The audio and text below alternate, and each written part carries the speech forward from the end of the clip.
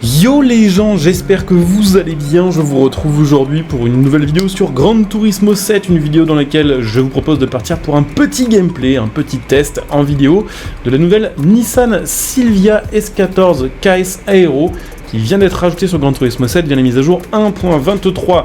Cette voiture, vous pouvez l'acheter en concession de voiture d'occasion et aller à 60 000 crédits, ce qui est relativement cher pour une voiture d'occasion sur Gran Turismo 7, mais ce qui, comparé à plein d'autres voitures qui sont à 10, 15 ou 20 millions, est absolument raisonnable. Donc petite Silvia, je suis très content de retrouver sur Gran Turismo 7, parce que cette voiture déjà est très cool, évidemment je vais vous la présenter un petit peu si vous ne connaissez pas ce modèle, mais en plus de ça, je trouve qu'elle est assez sous-cotée cette voiture-là, c'est-à-dire que dès qu'on parle en fait de voitures sportives japonaises, spécialement du côté de chez Nissan des années 90, les gens, le premier réflexe qu'ils ont, c'est plutôt de mentionner la Skyline plus que la Silvia. Effectivement, la Skyline c'est une dinguerie, c'est une légende, c'est hyper puissant, hyper rapide, tout ce que vous voulez. Hyper stylé aussi évidemment, mais la Silvia présentait à l'époque quand même une espèce d'entre-deux en termes de perf qui était très cool, qui était beaucoup plus abordable évidemment qu'une Skyline et qui était quand même déjà très chouette puisque bon effectivement on n'avait pas les 280 chevaux ou 320 d'une Skyline, on avait quand même 220 chevaux sur une voiture qui était en propulsion et qui était pour le coup plus légère qu'une Skyline puisque ça faisait que 1250 kg. Donc on avait une caisse qui était franchement hyper agréable à conduire en vrai à mon avis et qui en général sur le jeu est toujours une bonne base drift et toujours assez agressive et assez incisive avec toujours un petit comportement un peu marrant, l'arrière qui décroche assez facilement.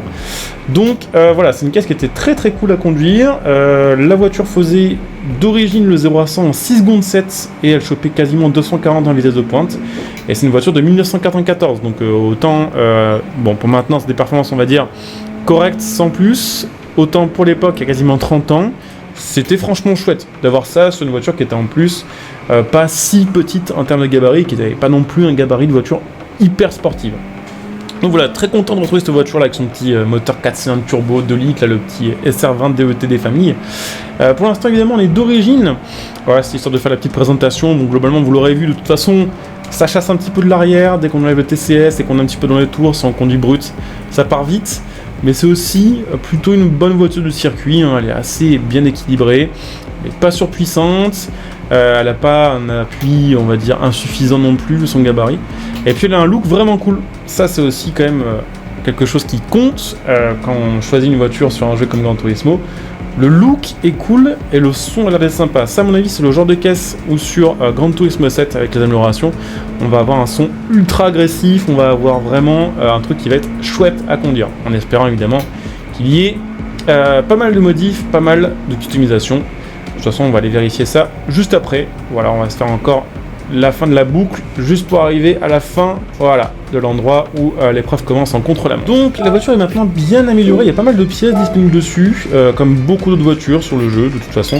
La prépa est assez chère, là j'ai pas encore tout acheté il me semble, on est déjà à peu près 250 000 crédits d'investis. Voilà, sur Gran Turismo c'est toujours assez cher, hein, si vous venez de Forza par exemple. Effectivement, le tarif des améliorations est plus élevé et les crédits sont plus durs à obtenir. Donc améliorer ces voitures est parfois assez compliqué. Mais on va avoir autour des 480 chevaux avec une voiture qui est maintenant équipée en pneus tendres, une voiture qui fait 1000 kg maintenant et qui est quasiment en 700 pp. Je pense qu'avec les améliorations de châssis, les améliorations esthétiques et même éventuellement les réglages derrière et même l'activation de l'anti-lag, on sera probablement à un peu plus de 700 pp. On n'aura pas une puissance monstrueuse, hein, c'est pas comparable à une R34 qui sur le jeu fait quasiment je crois 800 chevaux, ni même une R33 ou R32, mais ça reste très cool. Alors il y a un petit peu de custom disponible dessus, bon déjà le petit kit large des familles qui fait plaisir, et après je suppose, je l'espère surtout, des petites pièces détachées, voilà des spare parts qu'on va pouvoir un petit peu choisir. Je sais pas trop ce que je vais en faire comme style, dans mon imagination j'aimerais bien la rabaisser à mort, et j'aimerais bien faire un petit truc un petit peu à la Fast and Furious. Ben, on va voir un petit peu si c'est faisable, en essayant de pas trop détériorer non plus les performances de la voiture. Alors voyons voir, pièces avant, on va avoir deux kits A et B. Bon clairement le B me plaît beaucoup plus, c'est juste une variante du A mais avec la lame en plus. Qu'est-ce qu'on a pour les côtés? Ok, deux finitions aussi. Bon, on va prendre plutôt la B, je trouve que c'est un peu moins grossier quand même. Ok, pour l'arrière, deux choix aussi. Oh, ok, on va mettre directement le A. Ça, j'aime vraiment pas les gros diffuseurs. Et aileron, qu'est-ce qu'on a? Sans aileron, petit aileron, aileron casquette et gros aileron. J'hésite entre le A, B et l'aileron perso en fait. Peut-être bien mettre le A. Le B aussi est cool, hein. Je pense que certains parmi vous aiment ce genre de personnalisation. Ouais, non, on va remettre le A en fait. Ok, bon voilà, hein, ça a déjà un peu plus de gueule avec la voiture rabaissée, élargie. On va regarder un petit peu les jantes, je pense qu'on va partir du côté de chez Work. Je vais regarder dans mes jantes, mais je pense qu'on va surtout acheter des nouveaux modèles. J'ai plus ou moins voilà, une idée de ce que je vais faire dans la tête, mais je sais pas forcément quelles jantes correspondent. Je pense qu'on va essayer de trouver des jantes un peu dans ce style-là, ou peut-être les Meister, on va voir après. Avec un peu de départ, mais quand même pas mal de rayons. Et surtout, ce qui va absolument changer la gueule de cette voiture, c'est qu'on va la passer probablement en 17 ou 18 pouces, et on va la rabaisser le plus possible. Ça devrait avoir quand même un impact sur le design. C'est marrant quand on la regarde de profil et qu'on regarde simplement la partie genre avant de la voiture, elle a vraiment une gueule, un profil de R33 en fait. Genre vraiment, même les feux, c'est quasiment les mêmes. Bon, 19 ou 18, on va voir ça pour les jantes. On va voir surtout aussi après le déport et les largeurs de jantes. Largeur de jantes, en général, je mets le large. Puis on va regarder un petit peu. Ouais, non, c'est un petit peu too much. Bah écoutez, je vais finir de regarder une petite jante, regarder aussi évidemment les coloris de la voiture, et puis on se retrouve dans quelques instants pour faire un petit test. Voilà, au final, petite S14 KS rabaissée avec les jantes modifiées, peintes en blanche, et la voiture, bah effectivement, dans un coloris assez agressif. Hop, juste virer le TCS. Et puis let's go. D'ailleurs, peut-être que les voitures que vous allez voir dans cette vidéo, là, dans cette petite épreuve, vous allez les reconnaître, puisque c'est que des voitures que j'ai personnalisées et que j'ai déjà utilisées sur GT7 en vidéo. Vraiment, là, on a vu une course avec assez peu d'adversaires, mais en mode un peu, voilà, sportive, japonaise, sur l'expressway. C'est, pour moi, je pense, les meilleurs thèmes de course. Je sais pas si on peut faire mieux que ça, le niveau ambiance en Gran Turismo 7. Entre les voitures custom, l'expressway qui donne un petit côté un peu RP, et le mode minuit là, c'est vraiment assez chouette. Voilà, la caisse est incroyable à conduire. Et ce qui est assez bizarre, alors je m'attendais à ce que ce soit une caisse qui allait partir de fou en drift, mais en fait pas du tout. La voiture elle est vissée à la route, alors je pense que c'est effectivement les gommes tordres qui aident pas mal, le feu aussi que j'ai rajouté beaucoup d'appui avec les réglages et tout ce qui va avec, mais c'est un délice à conduire. C'est même peut-être un tout petit peu frustrant que ça parte pas plus que ça de l'arrière. Après je pense que vu la gomme et vu l'appui au moment où ça va partir, c'est que ce sera trop tard, ce sera irrattrapable. Par contre on tient bien face à la Supra et l'R32, hein. Je pense que j'avais fait des configs à entre 500 et 700 chevaux. Ça se passe pas mal. Après ces voitures là elles font 200, 300, 400 kg de plus.